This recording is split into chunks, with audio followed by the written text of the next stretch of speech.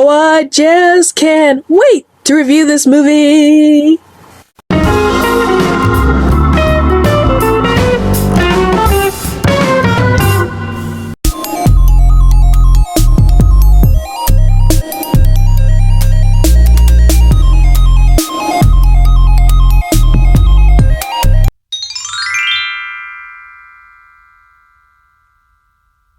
Caution! The following video is an in-depth review of the movie I'm currently reviewing, which means that there will be massive spoilers in the review.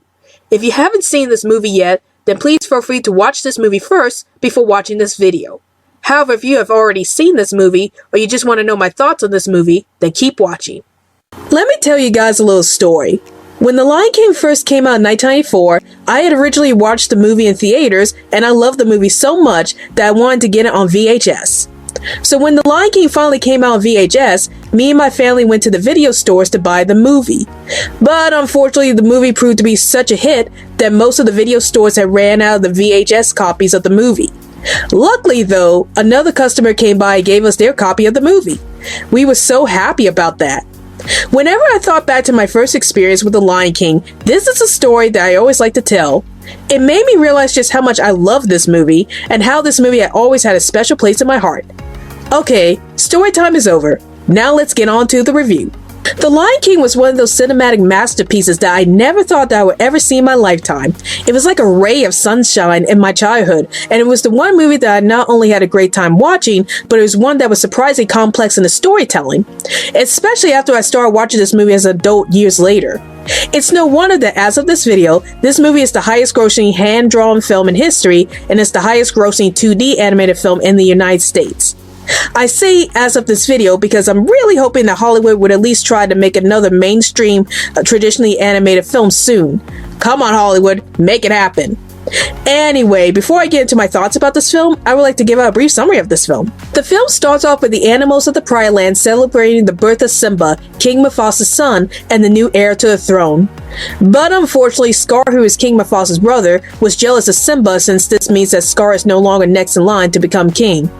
So in order to become king himself, Scar decided to come up with a plan to kill both Mufasa and Simba. Scar manages to succeed in killing Mufasa when he sends his hyena minions to start a wildebeest stampede, and Mufasa ends up falling to the stampede to his death. When Simba saw his father Mufasa fall to his death, he believed that he killed Mufasa, despite the fact that Scar was the one who killed Mufasa. Scar then tricks Simba to believing that he killed Mufasa, and he tells Simba to run away and never return to the Pride Lands, which Simba does. Afterwards, Simba ends up meeting a warhog named Pumbaa and a meerkat named Timon, and he becomes great friends with them.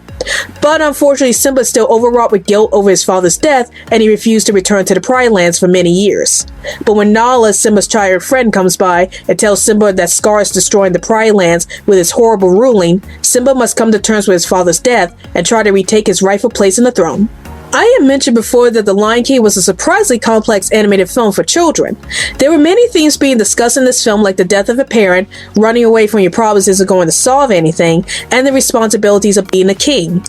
The movie managed to tackle all of these themes in such a mature way that both children and adults will understand what the characters are going through in these situations. I would like to talk about these themes, but I think that the best way to do that is to talk about the characters themselves and how each of them relate to the themes in the movie. So let's talk about the characters themselves. First off, I would like to talk about Mufasa, the king of the Pride Lands. Even though he isn't the main protagonist, his actions throughout the film actually influence Simba's character arc. Mufasa is shown as being a wise and good king, who cares about his subjects and understands about the circle of life. I especially love his relationships with various characters in the film, which include Zazu and Rafiki, as he treats the both of them like good friends. But probably the best aspect of his character was that he was a very good father to Simba. I honestly think that Mufasa and Simba's relationship with each other is one of the best father-son relationships that was ever shown on film. Mufasa truly cares about Simba, and during the scenes where Simba was in danger, Mufasa immediately dives in to save his son without any thought to his own well-being. I especially love the fact that Mufasa would try to teach Simba about being a good king and how Simba must deal with the responsibilities that is required of a king. It shows that Mufasa doesn't want Simba to be irresponsible with his duties and that he must learn humility and kindness towards his subjects. Possibly one of my most favorite moments in the film that shows just how close Simba and Mufasa were to each other was the scene where Mufasa was angry at Simba for going to the elephant graveyard and how he nearly got himself and Nala killed. Mufasa then calms down and tells Simba that he was worried that he nearly lost him at the elephant graveyard, and he utters this memorable line, "Simba, being brave doesn't mean that you go looking for trouble." After that, Simba and Mufasa start playing around with each other, and Mufasa then starts telling Simba about the stars in the sky. He told Simba that the stars are the past kings, and that if Mufasa dies and Simba needs someone to talk to, then he just needs to look up to the stars to find Mufasa. This was a powerful moment in the film, as we see how much Mufasa and Simba care about each other. And we, the audience, wanted to see Simba and Mufasa stay together for a long time, but unfortunately, all good things must come to an end. When Mufasa is killed midway through the film due to Scar throwing him into the wildebeest stampede, my heart just tore in two. This is easily the most tragic scene that I have ever seen in any animated film or any film period, and it's the one scene that still makes me cry to this very day. The reason why this scene was so painful for me was because we spent most of the film learning about Mufasa's character and why he was such a good king and a good father. It seemed like because Mufasa was a major character in this film, he was going to survive towards the end of the film, right? Wrong. He is suddenly killed in the wildebeest stampede without any warning. This was a bold choice to make for this movie, because in most family films, even though there were instances where the parents died, their deaths were rarely shown on screen. Mufasa's death, however, was shown on screen, and we are forced to see Mufasa's dead body while Simba tries desperately to wake him up. Another character that I wanted to talk about is none other than Simba himself, the main protagonist of the film. Simba started off the film wanting to be king, and believing that once he becomes king, he could do whatever he wanted. Therefore, this made Simba very idealistic yet arrogant at the same time. Thankfully, Mufasa tries his best to straighten Simba out of what it really takes to be a king. Simba's character arc throughout the film is to not only learn about how to be a wise and good king, but to face his problems head on instead of running away from them. When Mufasa gets killed and Scar tricks Simba to thinking that he was responsible for Mufasa's death and told him to run away and never return to the Pride Lands, Simba runs away from the Pride Lands and decides to never come home again due to him still feeling guilty about Mufasa's death. It wasn't until both Rafiki and Nala found Simba and told him that Scar's harsh ruling was destroying the Pride Lands that Simba learns that he can't run away from his problems and that he has to face Scar to save the Pride Lands. Simba had to learn the hard way that being a king doesn't mean that everything will work out easily for you. He had to lose his father Mufasa in the most tragic way possible, he ended up being exiled from the Pride Lands, and he had to get over his crippling guilt over Mufasa's death just to become king. Wow, poor kid. I have mentioned before that Mufasa's death was the most tragic thing to ever happen in this movie, but Simba's reaction to it was arguably worse. Just seeing Simba break down crying and desperately trying to wake his father up just made me cry even harder. Just imagine me as young as Simba and all of a sudden your mom or dad had died without warning and you wanted desperately for them to wake up. Like you think this was all a bad dream and that your parents are actually okay. But try as hard as you might, you can't wake your parent up and you have to face the harsh reality that they are gone for good. This scene was so tragic because of how good Simba's relationship with his father Mufasa was. We've seen in previous scenes that Simba worshipped his father, and that his father Mufasa would do anything to protect Simba from any danger. Just seeing Simba's father idol suddenly become taken away from him was truly devastating, and I can't help but feel nothing but sore at Simba's loss. And now I would like to talk about the villain of the movie, Scar.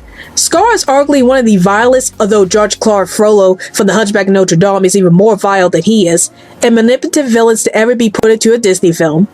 Even from the very beginning, we knew that this lion was evil as he felt nothing but disdain for Simba's birth, since that means that he won't be the next in line to be king. Scar was a very clever villain, at least in the first half of the film, as he was able to manipulate everyone around him, which included the hyenas and even his family members Mufasa and Simba. He can actually be pretty terrifying at times, as you don't know what he's planning next, especially during the scene where he kills Mufasa, and the last thing that he said to Mufasa was, "Long live the king." The way that Jeremy Irons delivered that line was absolutely chilling, as we now know that Scar is willing to kill his own brother just to become the king. I will admit that in the first half of the film, I was amused by Scar's constant snarky towards both Mufasa and Simba, and I found myself chuckling a bit whenever he makes a snarky comment. But the moment that Scar killed Mufasa and then tricks Simba to thinking that he killed his own father, Scar's snarky facade suddenly drops, and that was the moment where I knew that Scar was truly evil. The moment where he coldly tells Simba that he was responsible for his father's death and that he should run away and never return to the Pride Lands was the moment that I started hating Scar. This scene was notable because Simba was only a young child at the time, and he was so vulnerable during that moment that he was willing to believe anything that Scar told him. Probably the worst thing that Scar had said during that scene was, "What would your mother think?" Telling a young child that they were responsible for their parents' death, despite the fact that they are too young to even consider such a thing, is beyond appalling and disgusting. Another aspect of Scar's character that really interested me was how his ruling of the Pride Lands was much different from his brother Mufasa's ruling. When Mufasa was ruling the Pride Lands, he was a fair ruler who genuinely cared about his subjects, and he also understood about the importance of the circle of life.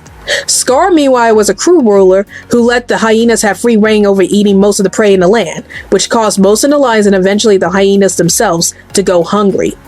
And unlike Mufasa, who treated his friends like Zazu and Rafiki with respect, Scar never treated anyone with respect, including his own hyena underlings. This was terrifyingly displayed in a scene where Sarabi, Mufasa's widow, was trying to tell Scar that the herd need to leave the Pride Lands because there's no longer any food and water in the area. Scar refused to let the herd leave, and Sarabi starts talking back to Scar until Scar ruthlessly slaps Sarabi for questioning his authority. Scar is a pretty good foil for his nephew Simba. Both characters wanted to be king, and for the wrong reasons, as both of them believe that being king means that you get to do whatever you want. However, Simba starts learning about the hardships of being king after his father's death, and he starts becoming much humbler in his efforts to regain his rightful place on the throne rather than being arrogant. Scar, meanwhile, became even more arrogant and crueler when he became king, and he used his rule to terrorize the animals of the kingdom rather than treat them fairly. At several different points of the film, both Scar and Simba stated that they thought that being king means that they could do whatever they wanted.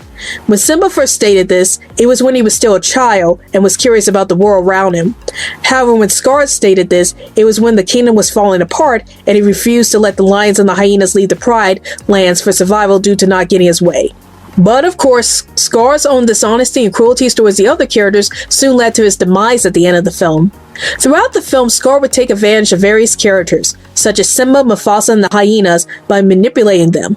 Regarding Simba, Scar manipulated Simba to thinking that he murdered his father, just so he could get Simba out of the way of his plans to become king. And in regards to the hyenas, Scar promised them that he would become a better king than Mufasa, by providing the hyenas with enough food to last them for the rest of their lives. But unfortunately for Scar, everything comes crumbling down when Simba, now an adult, comes back to take back his throne. But since Simba was still feeling guilty about Mufasa's death, Scar was able to use that guilt against Simba and nearly kill Simba in the process. Now, notice how I said nearly kill Simba. Scar had Simba at his mercy when he carelessly tells Simba that he was the one who actually killed Mufasa, not Simba himself. This then causes Simba to grow extremely angry and fight against Scar. Because Scar decided at that moment to tell Simba the truth about Mufasa's death, Scar had lost his only leverage against Simba. And then things get even worse for him when he decided to blame everything on the hyenas, who were listening in on what Scar was saying towards Simba before their epic fight scene. And guess what happened? The hyenas decided to eat up Scar in retaliation for all his lies and cruelty. Good job, Scar! You just dug up your own grave! And I have to say that I was actually happy that Scar got what was coming to him, especially after he killed Mufasa and then tricked a young Simba into thinking that he killed his own father. And now that I talked about the three main characters, I'd like to talk about my most favorite characters in the film, Timon and Pumbaa. Now, Timon and Pumbaa may seem a bit out of place in this film, especially since most of the film plays out like a drama. But their appearance after Mufasa's death and Simba running away from the Pride Lands was much needed. I had mentioned numerous times before that Mufasa's death was very tragic, and so was Simba running away from the Pride Lands afterwards. And even though the three hyenas, Shenzi, Banzai, and Ed still provided some comedy after that scene, I was still upset about everything that happened at that point. Enter Timon and Pumbaa actually brought in some lightness after a very tragic scene. I just love the fact that after Timon and Pumbaa meet up with Simba, they decide to take him in and raise him themselves, which I found to be very endearing. After Simba lost his father, he needed a father figure to help him get through his sorrow, and Timon and Pumbaa were very good father figures for Simba. I also love the fact that they bring in so much comedy to the film, as their hijinks were very hilarious, and I often found myself laughing along to their antics. I was a bit intrigued by their motto Hakuna Matata, which means no worries, as they basically told Simba to forget all about his problems and just relax. While Simba definitely needed to relax after the trauma that he went through, this only contributed to Simba still not wanting to go back home to confront his past. Now, Timon and Pumbaa probably had the best intentions when they told Simba to forget about his past, and to be fair, Simba never really told him the whole story about what happened. But I bet that if Simba had told Timon and Pumbaa what really happened, then we probably wouldn't get the song Hakuna Matata, and the film probably would have gone in a different direction. Other characters that I wanted to briefly talk about are Nala and Rafiki. Even though both Nala and Rafiki don't have big character arcs like Simba does, they both do influence Simba's decision to come back to the Pride Lands to take his rightful place as the king. Nala is Simba's childhood friend, and even though the movie portrays her as Simba's love interest, she is actually much more well-developed than most examples. She has known Simba since they were kids, and I really love the relationship between her and Simba. They started off as just good friends, and then once they got older, they started to fall in love with each other. I was actually okay with how the relationship developed because at least they knew each other for a long time. And even after they fell in love with each other, they still treated each other the same way that they did when they were younger. I also like the fact that Nala tried to get Simba to come back to the Pride Lands, but Simba was so distraught about his father's death that he still didn't want to come back, which led to him and Nala having a brief fight with each other. It wasn't until Rafiki intervened that Simba finally decided to come back home once he realizes that his father would still be with him in spirit. Rafiki was also another interesting character in the film, as he was good friends with Mufasa, and he understood that Simba needed to know that his father would still be with him, even in death. Even though Rafiki was very eccentric in his way of handling Simba's situation, he was still willing to help Simba get through his guilt over Mufasa's death. But this movie wouldn't be the masterpiece that it is without the inspiring talent from the voice actors themselves. The voice actors gave it their all when voicing these characters, as they did a brilliant job at conveying the emotions that each character goes through in certain scenes. James Earl Jones was fantastic as Mufasa, as he made Mufasa sound warm and nurturing around his son Simba. And yet he can make Mufasa sound very loud and threatening when the hyenas try to harm his son and Nala at the elephant graveyard. Both Jonathan Taylor Thomas and Matthew Broderick did a fantastic job at voicing Simba, both as a young cub and as an adult. I especially love the way that Jonathan Taylor Thomas made Simba sound so broken during Mufasa's death scene, as I actually bought into Simba's heartache due to Jonathan Taylor Thomas's emotional voice acting during that scene. Matthew Broderick also did a brilliant job at making Simba sound so sorrowful when he was an adult due to still feeling guilty about Mufasa's death, and sound so terrifying when Simba found out that Scar had killed his father. I absolutely love Whoopi Goldberg's voice for Shenzi, as she made Shenzi sound so sassy and hilarious at the same time. And last but certainly not least, Jeremy Irons was just brilliant as Scar, as he sounds so velvety in his line deliveries, and yet so menacing and frightening whenever Scar is being ruthless towards others. It was interesting that The Lion King was based off of William Shakespeare's work Hamlet, as there are some similarities with the story, such as Scar killing his own brother in the film, just like how Claudius killed his own brother Hamlet. Now, I don't read many of William Shakespeare's works, except for Romeo and Juliet, but I found this fascinating since it's rare that I see a Disney film that was based off a play rather than a fairy tale. But possibly the film's biggest draw was none other than the soundtrack itself. Almost all of the songs in this film were quite enjoyable to listen to, and some of my favorite songs in this film were The Circle of Life, I Just Can't Wait to Be King, and Hakuna Matata. Another aspect of the film that I really loved was the animation itself. The animation still holds up to this very day due to how lush the environment was within the movie. I also love how the characters' facial expressions are animated throughout the movie. My favorite animated moment in the film was when Timon told Simba that he and Pumbaa would stand by his side after Simba returns to the decaying Pride Lands. Simba then smiles at Timon, which was probably the most heartwarming moment in the film, as the animation for Simba's facial expression greatly captures the gratefulness that Simba has for Timon and Pumbaa. Now that I gushed about the things that I loved about this movie, which was quite a lot, I would like to talk about some of the nitpicks that I had with this film. Now, bear in mind that that doesn't mean that these nitpicks affected my enjoyment of the film, which they didn't, but there were some moments in the film that hadn't left my mind.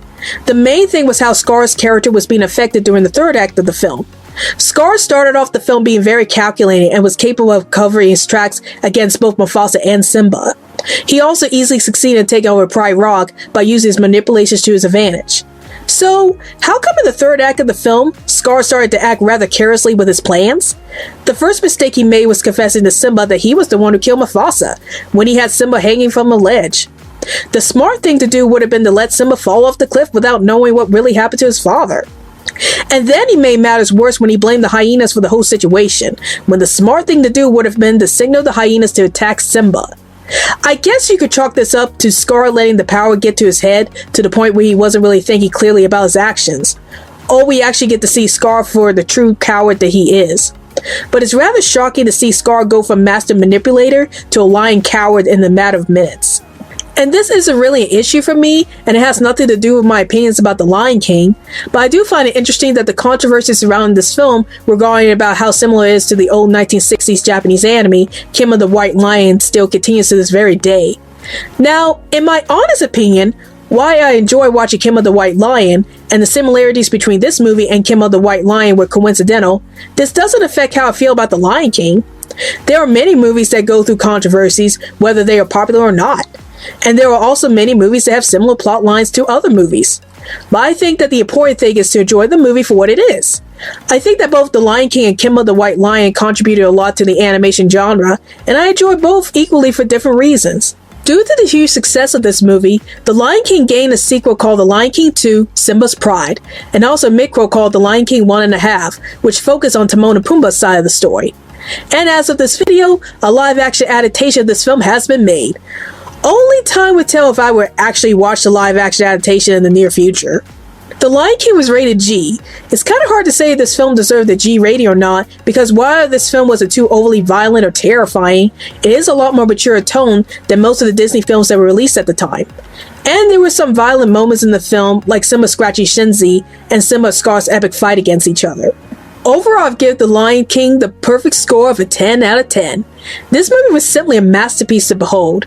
It showed you just how capable animation can be with telling engaging stories and having intriguing characters that lend themselves well to the stories being told. The beautiful animation in this film still holds up to this very day, and the film did a fantastic job at tackling tough issues like the death of a parent in such a mature and engaging way. This is easily my most favorite Disney film of all time, unless another Disney film comes along in the near future and dethrones it. Hope you enjoyed my review of The Lion King.